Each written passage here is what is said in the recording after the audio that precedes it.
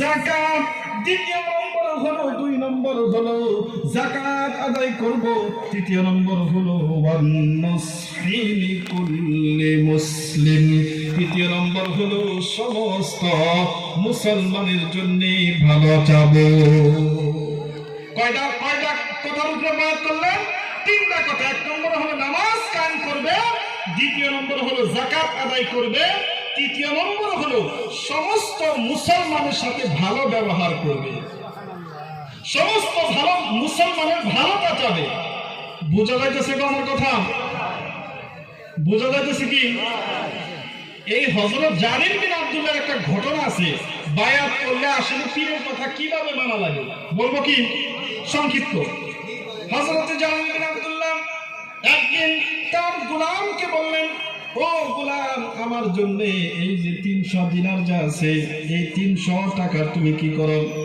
এই 300 টাকা তুমি নিয়ে যাও, নিয়ে যাওয়ার পরে আমার জন্য একটা ঘোড়া কিনে নাও। গোলাম গেলেন বাজারের মধ্যে, ঘোড়া কিনতে চলে গেলেন। চলে যাওয়ার পরে বাজারে যায় ঘোড়া দেখলেন। ঘোড়া দেখার পরে ঘোড়ার মালিক যিনি ছিলেন তিনাকে নিয়ে সাথে নিয়ে রাসূল আকরাম সাল্লাল্লাহু আলাইহি সাল্লামের নিকটবর্তী আসলেন। আস্তাগফিরুল্লাহ।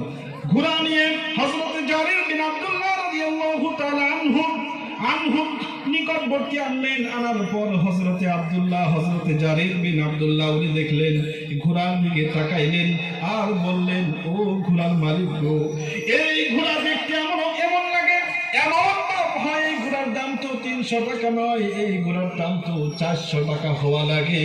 গতিকে আমি তোমাকে যদি 400 টাকা দিই তাহলে ঘোড়া বিক্রি করবা না? নাই? তখন মালিক বললেন, হ্যাঁ অবশ্যই করবো, খুশির সাথে 100 টাকা বেশি পাইলাম। আবার কিছুক্ষণ পরে আব্দুল্লাহ বিন জারির বলেন, আমি হযরত জারির বিন আব্দুল্লাহ কিছুক্ষণ আবার তাকাই রইলেন। আবার তাকাই থাকার পরে আবার কিছুক্ষণ তাকাই রইলেন। থাকার পরে তাকাই করে বললেন কিছুক্ষণের মধ্যে, ও ঘোড়ার মালিক গো, ও ঘোড়ার মালিক, ও ঘোড়ার মালিক, ও ঘোড়ার মালিক, তোমাকে আমি 400 টাকা নয়, আমি তোমাকে 500 টাকা দিয়ে দিব, তাও তুমি ঘোড়াটা দিবে না? নাই? তারপরে ঘোড়ার মালিককে বলছে, অবশ্যই দিব না কেন?